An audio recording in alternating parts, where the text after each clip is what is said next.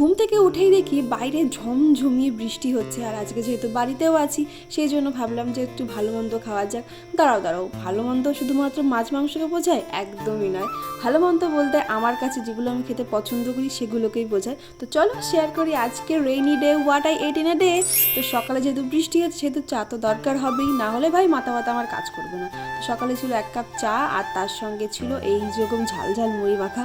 হ্যাঁ, বলতে পারো এটা আমার কমফর্ট ফুড।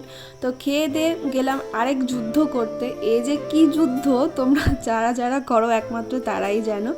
তো আজকে লাঞ্চে ছিল রেইনি ডে স্পেশাল মুসুর ডালের খিচুড়ি, আর তার সঙ্গে ডিম ভাজা।